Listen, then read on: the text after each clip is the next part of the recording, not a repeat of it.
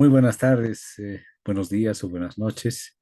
Esa es la dinámica de la virtualidad. Un gusto saludar los estimados jóvenes. Mi nombre es Diego Murillo Bernardis. Conmigo estamos pasando la asignatura de Interculturalidad Política y Diversidad Institucional. En la clase introductoria habíamos tenido la oportunidad de citar a un importante autor que ha sido un estudioso, bueno, es un estudioso de la filosofía andina y el año 2010 publicó este texto que se llama Interculturalidad. Su nombre es Joseph Sterman. Este autor suizo en su momento escribió la interculturalidad en un momento en que en el país se estaban realizando transformaciones importantísimas, sobre todo en lo que es el significado de una sociedad diversa como es la boliviana. Y las transformaciones, al menos el sentido que eh, se ha trazado dar con la nueva constitución y con todos los elementos que hacen a las particularidades específicas de Bolivia, entendida como una sociedad diversa, abigarrada, multicultural, etcétera, eh, daban lugar a que podamos justamente considerar el significado de interculturalidad. Joseph Sterman, que es el autor que estamos viendo, va a ser el núcleo eh, argumentativo de todas las clases a través del desarrollo de cada uno de los capítulos que contiene su texto. Vamos a ir complementando con otras visiones que también vienen de otros autores. Eso es lo que va a pasar exactamente con esta segunda clase destinada ya a desarrollar el capítulo 1 del libro Interculturalidad y que se va a ver complementada con la visión de un autor, esta vez muy particular, como es un politólogo eh, llamado Samuel Huntington. Entonces, en el transcurso de esta clase, que está dividida en dos partes de 45 minutos, va a ser la particularidad y así va a ser el desarrollo de cada una de las clases. Cada clase a partir de ahora se va a dividir en dos tiempos de 45 minutos, lo mismo que un partido de fútbol. Entonces, lo que vamos a ver en esta primera mitad es la primera parte de este capítulo justamente que va a ir matizado con las apreciaciones de este otro autor que es Samuel Huntington. Así va a ser la dinámica de todas las clases. Vamos a ir desarrollando cada uno de los capítulos. El hilo argumentativo va a ser el texto básico, que es Interculturalidad, de Joseph Sterman. Sin embargo, vamos a ir matizando a través del aporte realizado de otros autores cada una de las clases para que así podamos ofrecer una mirada bastante general y muy nutrida de lo que es la interculturalidad. En la clase introductoria habíamos visto la importancia que reviste la interculturalidad, sobre todo en el contexto de un mundo globalizado. Las herramientas virtuales, eh, el desarrollo tecnológico nos ayuda a traspasar fronteras y ustedes tranquilamente pueden estar pasando un curso como este de prefacultativo y a la vez seguir sus clases también virtuales, eh, incluso si ustedes están inscritos en, una, en unas clases que vengan de otros países. El mundo globalizado hace que estemos más interconectados y esa interconexión entre distintas personas es fundamental para comprender cuál es el desafío de la interculturalidad. El desafío de la interculturalidad básicamente es eso, cómo enfrentamos la diversidad. Eh, y esta diversidad se viene expresando desde los inicios del ser humano. Entonces, la condición de todos los seres humanos es la condición de la diversidad. Desde el momento en que van aflorando las primeras poblaciones, ya en la historia de la humanidad, vemos que cada uno de estos grupos humanos va desarrollando sus propias costumbres, sus propias pautas de comportamiento, sus propias formas de pensar, sus propias religiones, y no podemos esperar que todos hayan crecido de manera homogénea. Eso es imposible. En el transcurso de este desarrollo, por supuesto que según muchos ya lleva más de 10.000 años, pero evidentemente la interconexión entre seres humanos se da sobre todo a partir del siglo XV para adelante. El siglo XV en la historia de la humanidad va a señalar, estamos hablando por supuesto del siglo XV después de Cristo, va a señalar una mayor complejización del mundo justamente por que diversas personas se van encontrando entre ellas y la humanidad enfrenta el reto de la diversidad. Desde que Europa viene a conquistar este lado del mundo, que es ya posteriormente conocido como América, evidentemente se da un trastocamiento de todo lo que significaba pensar el mundo, aunque si bien ya la diversidad se expresaba antiguamente con culturas milenarias como la China, que por supuesto eran de conocimiento desde el punto de vista occidental y viceversa. Entonces, toda esta complejización de la historia de la humanidad, sobre todo a partir del siglo XV, donde prácticamente se señala el nacimiento de la modernidad, es decir, la época que hoy vivimos desde hace 500 años atrás, es una época que se conoce con el nombre de modernidad. Y esta modernidad está caracterizada justamente por un primer elemento que es el proceso de globalización. La globalización ha hecho que cada vez nos conozcamos más, pero también cada vez nos enfrentemos más. El capítulo que vamos a ver en este primer capítulo justamente tiene esa característica de ir reflexionando sobre esos aspectos que tienen que ver con la diversidad, que se va a expresar en el mismo título del capítulo que se llama Diferentes pero iguales. Particularmente hablando, yo le hubiera puesto el título Diferentes e iguales, porque creo que eso sintetiza de manera más clara, porque ese pero iguales significaría que es una especie de obstáculo, ¿no? Objeción, pero no es así. En realidad, el gran desafío que tenemos nosotros es el de ir enfrentando la diversidad, pero reconociendo que somos diferentes e iguales a la vez. Ahora bien, uno de los elementos fundamentales que ustedes van a ver, no solamente en este curso prefacultativo, sino también en el desarrollo de los próximos años, cuando ustedes ya entren a nuestra carrera, ustedes se van a topar con el hecho de que los conceptos que utilizamos, eh, por lo general, tienen dos dimensiones. Cada concepto se refiere a la realidad, pero también cada concepto que vamos a utilizar se refiere a una proyección futura de la realidad. Esto ya lo han pensado muy bien los filósofos políticos que han trabajado justamente los conceptos diversos tipos de conceptos, sobre todo aquellos que tienen que ver con la sociedad. Y cada concepto que utilizamos está dado por, primero, la ayuda que recibimos de ese concepto para observar la realidad tal cual es, pero también la ayuda que recibimos de ese concepto para proyectar la realidad tal cual esperamos que sea. Eso pasa con el concepto de interculturalidad. Ustedes van a poder apreciar que la interculturalidad puede ser vista como una realidad, pero también la interculturalidad puede ser vista como una proyección hacia el futuro. Entonces, cuando hablamos de interculturalidad, que para nosotros, desde el punto de vista de la ciencia política, se constituye en un concepto político, tenemos que ir trabajando en esas dos dimensiones. La interculturalidad puede ser una realidad, pero también la interculturalidad puede ser una proyección hacia una mejor realidad. Muchos filósofos que cultivan el campo de la filosofía intercultural han señalado que la interculturalidad justamente antes de mostrarnos la realidad se constituye en un desafío que debemos enfrentar ante la diversidad. La interculturalidad nos permitiría justamente, primero, eh, darnos cuenta de la diversidad y enfrentar esa diversidad lo más constructivamente posible.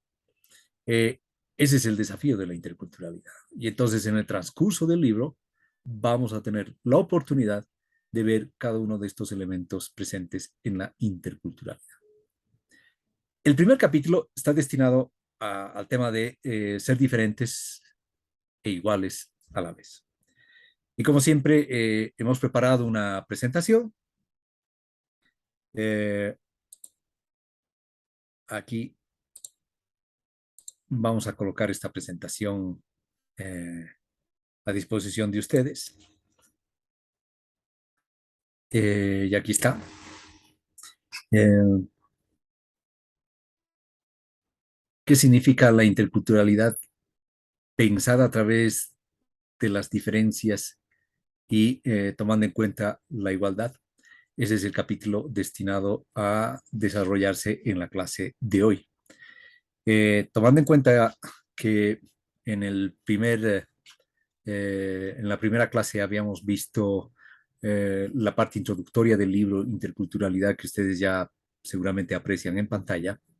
También habíamos dado algunos elementos que hacen al mismo curso prefacultativo y a la unidad de admisión facultativa, que es la que se encarga justamente de los procesos de admisión. Entonces, una vez que ustedes ya han conocido cómo se da el proceso de admisión, qué asignaturas tenemos en el curso prefacultativo, son 5 asignaturas. La nuestra es la de interculturalidad política y diversidad institucional. Recordarles que mi nombre es Diego Murillo Bernardis. Conmigo vamos a avanzar justamente todas estas clases destinadas a desarrollar esta asignatura. Y el libro base es el de Joseph Sterman. El primer capítulo tiene que ver con este desafío. ¿Somos iguales y diferentes o somos diferentes e iguales? Da lo mismo. Eh, pero la cuestión es cómo conjugamos ambos aspectos. Y ese va a ser el tema central de este capítulo, donde primero tenemos que darnos cuenta de lo que significa este proceso de la diversidad. Básicamente, el tema de la diversidad va a ser fundamental para la interculturalidad y la interculturalidad tiene que ser pensada en función de esta consideración de lo que es o de lo que representa ser diferentes e iguales. El objetivo de este capítulo, entonces, es el de ir desarrollando la problemática intercultural, justamente a través de un acercamiento conceptual que tiene que ver con eh, cómo la interculturalidad, entendida como un concepto que nos habla de la realidad, se ha expresado en sus diferentes formas, en sus posibilidades y desafíos, eh, y nos muestra claramente que el concepto de interculturalidad se refiere tanto a una realidad como a una potencialidad. No se olviden de eso y eso sirve para todos los conceptos. Todos los conceptos eh, que son tratados por la ciencia política o para el análisis político tiene que ver con las dos dimensiones de los conceptos. Los conceptos se refieren a la realidad y también los conceptos se refieren a la potencialidad de esa realidad.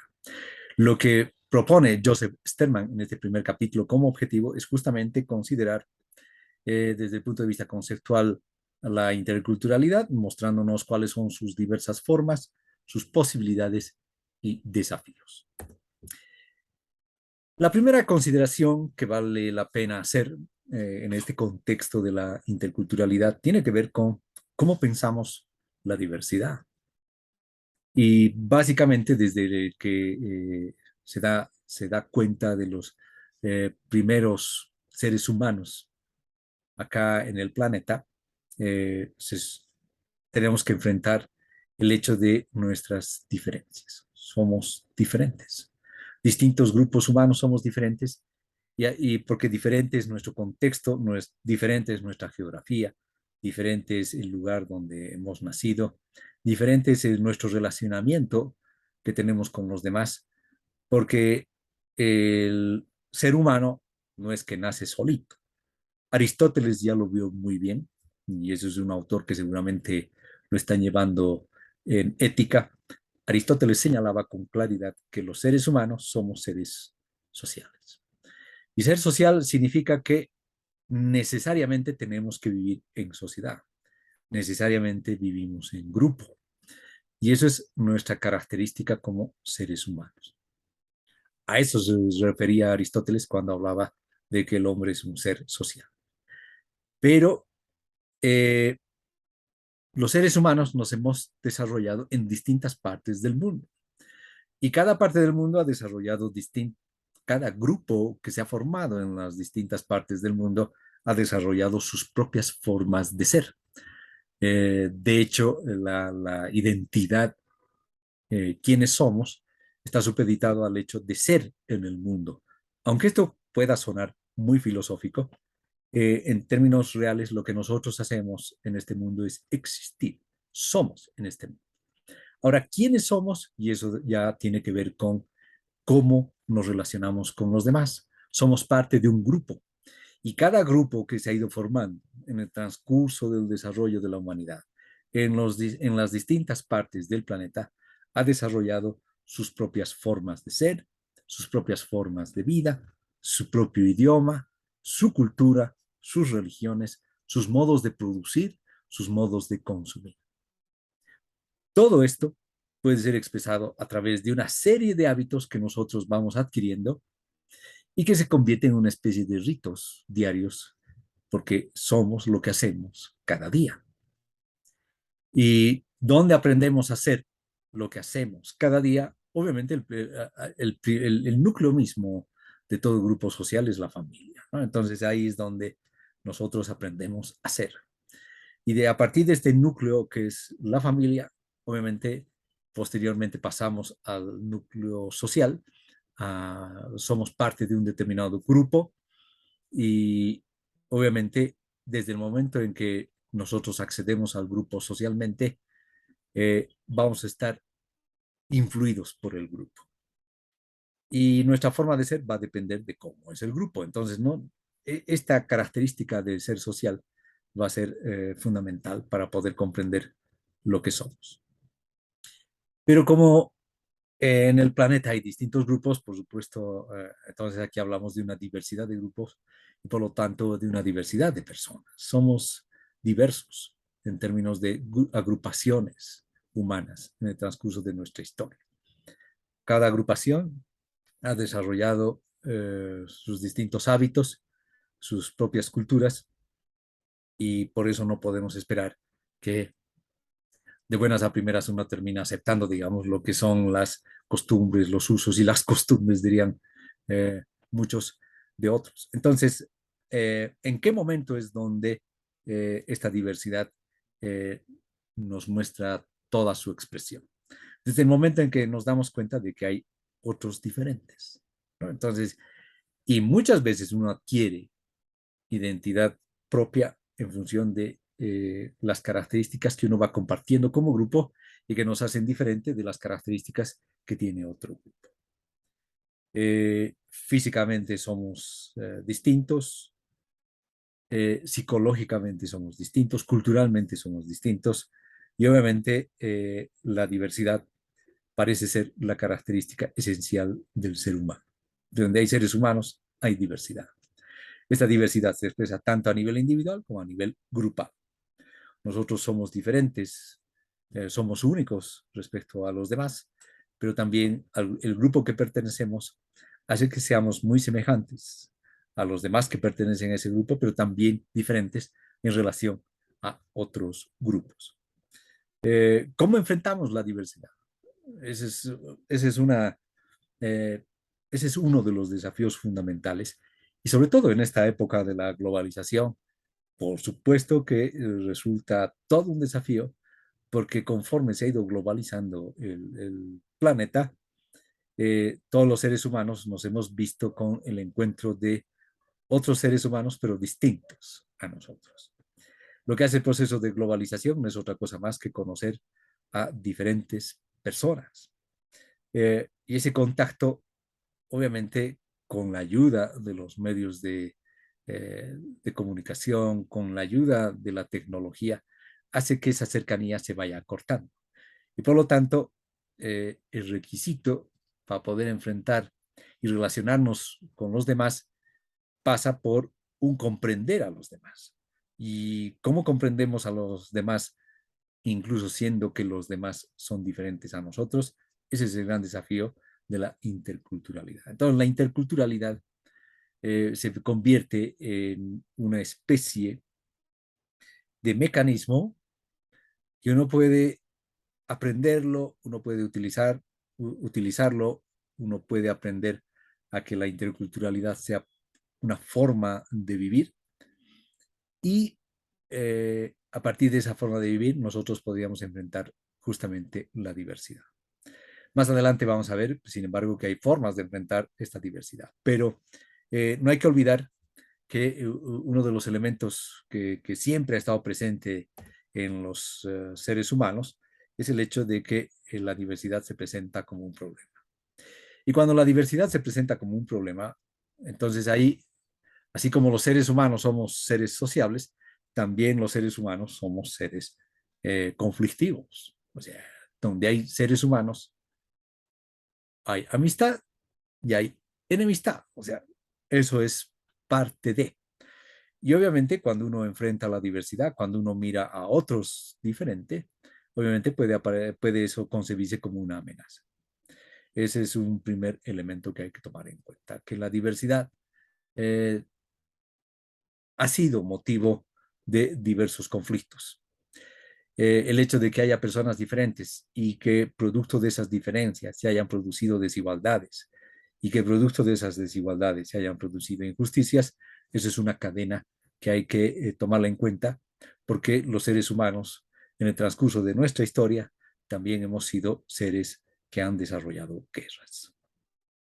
Ese es el lado oscuro. O sea, para ponerlo en términos así muy generales, como que la humanidad tiene el lado luminoso, el lado sociable, el hecho de que tengamos que compartir con los otros nuestras vidas y lo hagamos de la mejor forma posible y eso sea gratificante, pero también los seres humanos tenemos el lado oscuro, el lado que vemos al otro como una amenaza, alguien que nos puede eh, invadir nuestro territorio, nos puede quitar nuestras cosas, nos puede quitar nuestra identidad, hasta incluso nos puede quitar nuestro idioma. Entonces, también la diversidad, dependiendo cómo la enfoquemos, puede convertirse en un problema. Y eso pasa por el hecho de que la diversidad puede ser vista también y ha sido a menudo vista como una amenaza. Ejemplos lo podemos encontrar en distintas partes del planeta. Desde el momento en que los seres humanos vamos poblando el planeta, también nos vamos moviendo de un lugar a otro. Lo que ha pasado en estos últimos 500 años es que esta movilidad de un lugar a otro, lo que llamamos las grandes migraciones, se han dado cada vez más en cantidades mayores. Hay más personas que se van a vivir a otro lado o vienen a vivir eh, y están en constante flujo. Les puedo apostar que todos acá sí tenemos algún familiar que ha ido a vivir a otro país, que se ha ido a vivir a otro país, por los motivos que fueren, ¿no? A veces puede ser que uno se enamora, digamos, de alguien, de una extranjera o un extranjero, entonces ahí tranquilamente es probable que uno pueda irse a vivir con esa persona si es que finalmente uno está enamorado. Pero también los motivos de esa migración pueden ser, sobre todo, motivos de orden económico. Si vemos los flujos de personas que van de un lugar a otro y lo que hoy vivimos, por ejemplo, de por qué la migración va de América del Sur hacia América del Norte, alguien puede decir, ese es uno de los más grandes flujos que se ha dado en estos últimos años. Lo mismo pasa con la migración que se da desde el África hacia Europa, ¿no? Eh, esos son elementos que hay que tomar en cuenta. La migración que se ha dado de Europa a América, desde el momento en que vinieron los conquistadores españoles, como también los ingleses, a poblar estas tierras, invadirlas, por supuesto, se ha dado también el gran choque. Y por eso es que muchos hablan del choque de civilizaciones. Los seres humanos somos seres guerreros y prácticamente los conflictos están a la orden del día. Y los conflictos pueden deberse a disputas, ya sea por el lado económico, pero también son disputas por el lado de la diferencia, ¿no? Eh, Muchas de las grandes guerras se han librado a nombre de una supremacía de un grupo sobre otro. Y aquí tenemos justamente las guerras que se han producido bajo una justificación incluso racista, ¿no? Entonces ahí tenemos también esos elementos. El tema es que sí hablamos de choques de civilizaciones, ¿no? Entonces hay como somos seres guerreros, entonces la guerra se constituye también en el núcleo mismo, para muchos el fundamento a partir del cual se tiene que pensar la política. No nos olvidemos del famoso aforismo, ¿no? Que la política es la continuación de la guerra por otros medios. Pero también alguien podía invertir esa frase y decir que la guerra es la continuación de la política por otros medios. La política significa, en realidad, sí considerar el lado conflictivo, pero también sí considerar el lado constructivo de las relaciones humanas. Así como podemos concebir a los seres humanos como los hombres son lobos de los hombres, también nosotros tenemos en nuestro ser incorporado la posibilidad de ser personas sociables, de poder construir una comunidad, no pelear, ¿no? Sino más bien construir. Y esos son prácticamente los grandes dilemas que han movido a la humanidad, ¿no? Cómo construimos una sociedad en paz o también cómo nos preparamos para la guerra en relación a otros. Entonces, ahí guerra y paz van a ser también conceptos políticos fundamentales que hay que tomar en cuenta al momento de considerar la interculturalidad. Decíamos que hoy en día se habla de choque de las civilizaciones. Y adivinen quién es el autor de esta hipótesis. Es un politólogo que, bueno, murió el año 2008, pero que sin embargo, en el transcurso de toda su carrera intelectual, ha brindado muchos aportes a la ciencia política. Uno de esos últimos aportes de este autor, que lo vamos a ver justamente bajo este título, es Samuel Huntington. Samuel Huntington, que es un politólogo estadounidense, ha escrito un libro que justamente se llama El choque de las civilizaciones o choque de civilizaciones. Entonces, en este texto, este politólogo estadounidense que publicó su libro el año 1997, seguramente en circunstancias en las cuales todavía ustedes ni siquiera habían nacido, más o menos la edad de ustedes debe fluctuar entre los 18, 17 años. Ustedes son habitantes del siglo XXI en este planeta, pero que sin embargo viven las eh, consecuencias de lo que ya se planteó a fines del siglo XX. A fines del siglo XX aparece este libro, El choque de la civilización o El choque de civilizaciones. Y el tema central de este libro, vuelvo a reiterar, escrito por un politólogo estadounidense, un politólogo con el cual nosotros quisiéramos ser, porque estamos entrando a la carrera de ciencia política y gestión pública, y queremos ser politólogos y politólogas. Entonces, fíjense cómo este politólogo plantea cómo podemos pensar el mundo actual. Esa es una de las preocupaciones que tiene que hacerse todo politólogo. ¿Cómo podemos comprender el mundo en el cual nos movemos? Y Huntington responde a esta pregunta en términos así globales. ¿Cómo podemos concebir el orden mundial actual? O sea, no solamente Huntington se pregunta por el orden político, digamos, estadounidense, sino cómo podemos concebir el orden político mundial. Y Huntington propone su libro a manera de hipótesis.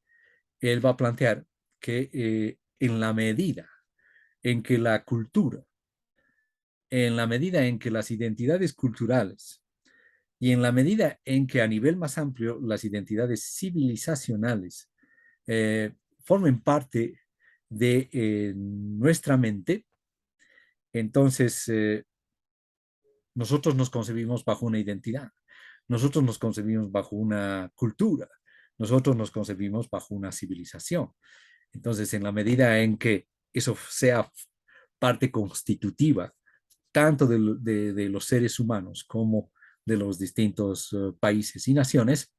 Entonces, obviamente, es esa forma de actuar la que nos va a dar las pautas de cohesión, desintegración y de conflicto en el mundo en que vivimos. El, el desarrollo del libro entonces va a constar de 5 partes fundamentales, donde va a ir desarrollando esta idea de cómo es que se da el choque de las civilizaciones. Y obviamente para comprender el choque de civilizaciones, primero tenemos que partir de ciertos elementos que nos muestra este autor. El primer elemento tiene que ver con concebir la política global como el desarrollo de un espacio multipolar y además multicivilizacional. ¿Qué quiere decir multipolar? Multipolar quiere decir que hay muchos ejes de poder en el mundo sobre el cual van girando que justamente civilizaciones. Y también puede ser visto de manera contraria, es decir, son las civilizaciones hoy en día las que van a ir controlando el poder en distintas partes geográficas del mundo, y ahí es donde vamos a hablar de un mundo multipolar y multicivilizacional. Es decir, que el poder se va a ir configurando en torno a las civilizaciones, y estas civilizaciones van a ser importantes en determinados ejes del planeta. Bien, ese es un primer elemento. Y como eh, estos ejes se vuelven más poderosos cada vez, entonces el equilibrio del poder que se da a nivel global también va a ir cambiando. Bueno, ese es el segundo aspecto que nos va a decir Huntington. Tercer aspecto, está surgiendo un orden mundial basado en las civilizaciones, y de hecho la forma de organizar la política, que es el Estado, la forma Estado va a estar supeditada a justamente a las civilizaciones, y por lo tanto vamos a hablar que cada civilización va a contar con un grupo de estados, y dentro de esos estados habrá estados dirigentes o estados centrales de esa civilización, ¿no? Entonces, resulta muy interesante esto, por ejemplo, dentro del mundo occidental, habría que ver si un determinado país de Europa o Estados Unidos va a ser el estado dirigente, ¿no? Y esto lo podemos ver con mayor énfasis, sobre todo en lo que es ahora el conflicto entre Ucrania y Rusia. Eh, claro, ¿quién toma la batuta del mundo occidental? Entonces ahí será Estados Unidos, será la Unión Europea o será algún país miembro de la Unión Europea. Entonces ahí es donde justamente hay que ver cómo es que nace o cómo se va configurando eso de los estados dirigentes, ¿no? Entonces, en vez de concebir cada estado como un estado que dentro de sí lleva distintas naciones, más bien es al revés. Las civilizaciones son las que contienen al Estado o a los estados. Y uno de esos estados será más bien el que lleve la dirigencia, ¿no?, de determinada civilización. Entonces, las civilizaciones se van a expresar a través de los estados. No es al revés, no es que los estados se van a expresar en las civilizaciones, no. Las civilizaciones, los estados no son otra cosa más que la expresión de las civilizaciones que van conteniendo esos estados. Muy bien, esa es la hipótesis de este eh, politólogo. Ahora bien, nosotros siempre en la literatura dentro de la ciencia política, cuando uno ve la historia reciente, se habla mucho de lo que es Occidente. Claro, ¿y qué es Occidente? Esa es una de las grandes preguntas. ¿Quiénes son o quién es Occidente? ¿Qué países forman parte de Occidente? Bueno, independientemente de que ahorita demos respuesta a aquello, lo que pasa es que Occidente, y vamos a entender por Occidente básicamente lo que son los países europeos o parte de los países europeos junto con Estados Unidos, es que siempre ha tenido la pretensión de constituirse en una civilización universal. Y eso es lo que ha hecho, digamos, desde el momento en que emerge Occidente como civilización, siempre, ha tendido, sobre todo en estos últimos 500 años, ha tendido a expandirse y obviamente a extender su dominio. Esta expansión de Occidente ha tenido esa pretensión universalista. Y eso ha hecho que, obviamente, Occidente tenga conflictos básicamente con todo el bloque que no es occidental. Entonces, ahora, ¿qué no es lo occidental? Esa es la otra pregunta que obviamente Huntington va a ir respondiendo, pero nos va a decir que, digamos, la configuración, si vamos a hablar en términos civilizacionales, en primera instancia va a ser, aquí está Occidente y aquí está el otro bloque, que puede estar constituido por civilizaciones, pero no es occidental, ¿no? Eh, entonces, ¿dónde es que se va a producir las guerras? Y lo que va a decir Huntington, que las guerras se van a producir. Obviamente aquí está Occidente, aquí está lo no occidental, pero dentro de lo no occidental también hay civilizaciones. Y lo que va a pasar en el futuro es que se van a producir conflictos armados, se van a producir guerras en las líneas de fracturas entre civilizaciones.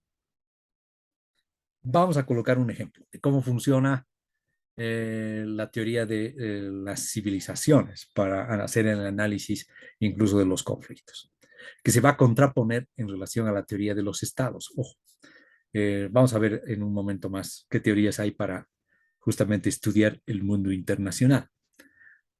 A ver, desde el punto de vista de la teoría del choque de las civilizaciones o la teoría de las civilizaciones, el conflicto entre Ucrania y Rusia se da porque no es que un país, Rusia en este caso, está invadiendo otro país que es Ucrania. No. El, hay una fractura, hay una línea de fractura que justamente es Ucrania. Ucrania es a la vez oriental y es a la vez occidental. Oriental en el sentido de que pertenece a la civilización rusa. No nos olvidemos que hay mucha cercanía. Incluso la misma, alguien podría decir, la misma civilización rusa o heterodoxa, como la llama Huntington, emerge de la misma Ucrania. Y por el otro lado tenemos la Ucrania más proclive a Occidente, ¿no? Aquella que quiere entrar a, a la OTAN, aquella que quiere formar parte de la Unión Europea. Entonces aquí vemos que Ucrania está como país igual, está dividido. Pero esa división como país se debe a una división civilizatoria. Entonces Ucrania, en la medida en que es una línea de fractura, es la expresión misma de cómo una civilización puede entrar en guerra con otra civilización. Ahí está Rusia versus Occidente. Entiéndase Occidente como Europa y Estados Unidos. En este caso, la forma armada, digamos, de esta configuración de Occidente es la OTAN, ¿no? Eh, ahí es donde podemos ver el conflicto.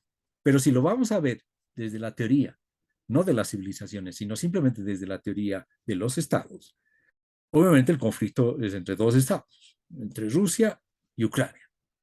Y según Huntington, eso es muy limitante, ¿no? Porque obviamente sería enfocar las cosas viendo las fronteras como estados. Pero en realidad lo que tendríamos que plantear desde una teoría de las civilizaciones es justamente por qué Ucrania es una línea de fractura entre, en este caso, Occidente y Rusia. Bien, y justamente como es una línea de fractura, ahí es donde se produce la guerra. Obviamente se trata de teorías que nos ayudan a visualizar de mejor manera, pero también ocultan otras cosas, ¿no? O sea, eso también hay que relativizar y matizar.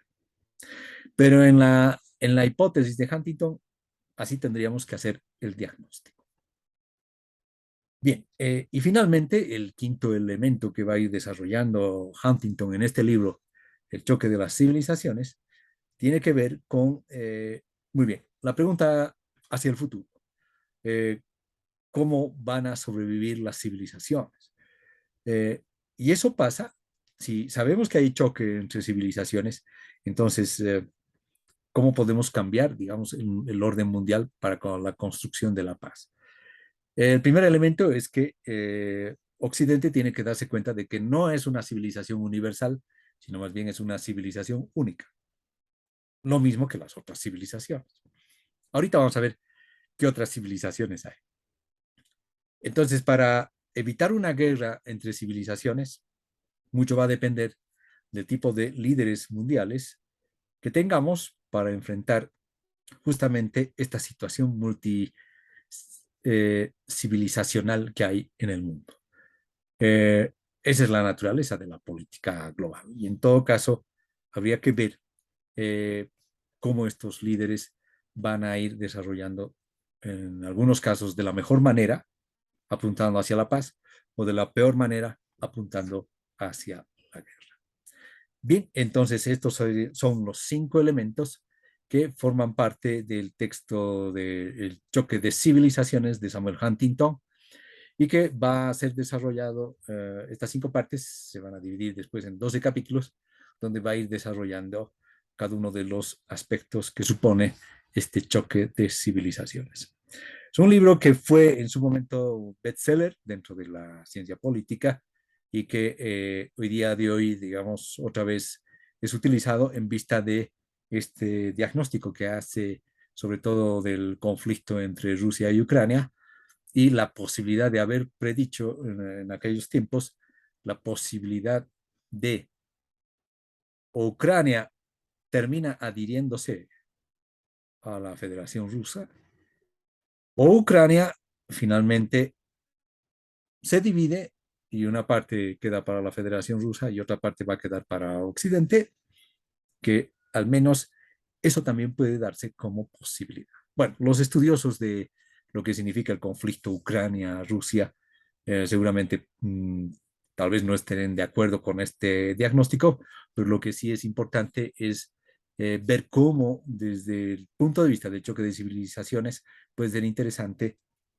un análisis sobre una guerra actual que hoy en día se está dando entre Rusia y Ucrania. Para Huntington eso sería más bien la expresión de un choque de civilizaciones antes que de estados.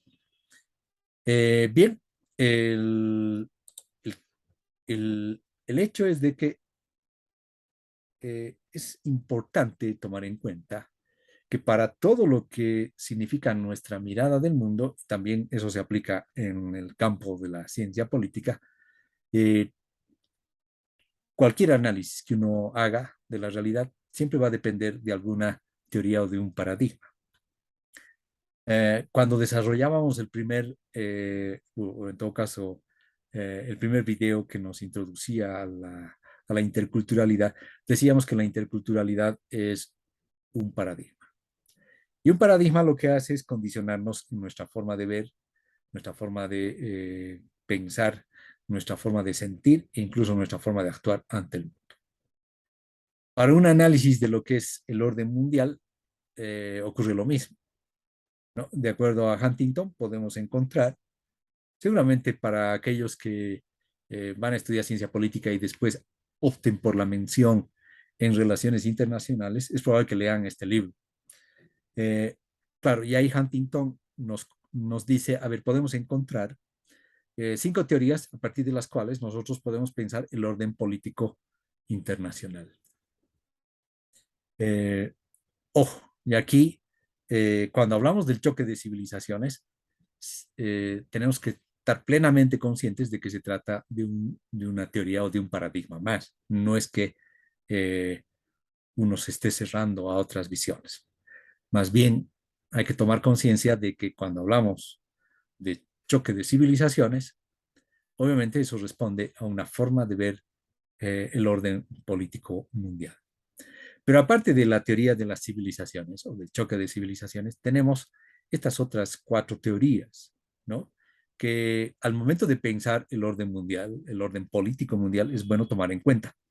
Y con esto estamos complementando el texto de Joseph Esterman, que obviamente no coloca muy en cuenta, simplemente asume que sí se puede hablar del choque de las civilizaciones, pero ojo, también hay otras formas de poder concebir el mundo Y en la mirada de este autor, Huntington, él hace un recuento de otras posibles formas de comprender el orden político internacional.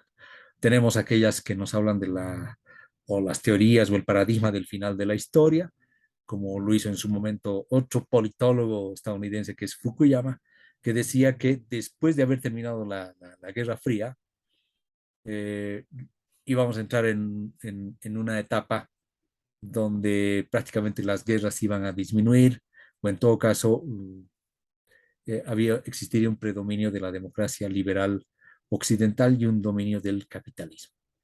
Bueno, Huntington va a criticar esas teorías del final de la historia, porque en realidad lo que ha pasado después de los años 90, una vez que cae el muro de Berlín, lo que ha pasado es que las guerras se han multiplicado, pero se han multiplicado producto justamente de temas más en el orden civilizatorio y cultural.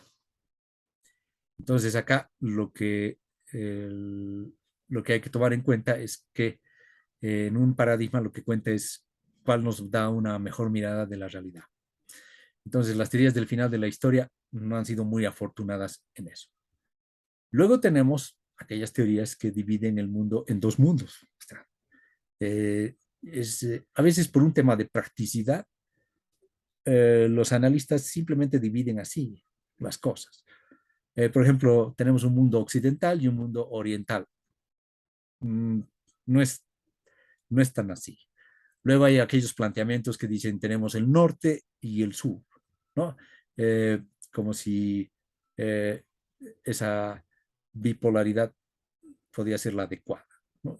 Según Huntington, lo que hacen estas teorías eh, que son propensas a dividir el mundo en dos mundos, ya sea norte, sur, occidente, oriente, o países desarrollados, países subdesarrollados, ¿no? En fin, eh, países centrales, países periféricos, o sea, el problema es ese, ¿no? Que se reducen a una mirada muy maniquea de las cosas, ¿no? Entonces, esa es una dificultad con estas teorías de los dos mundos.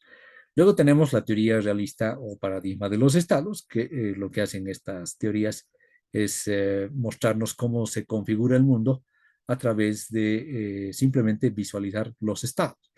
Y lo que justamente invisibiliza esta teoría de los estados son las civilizaciones.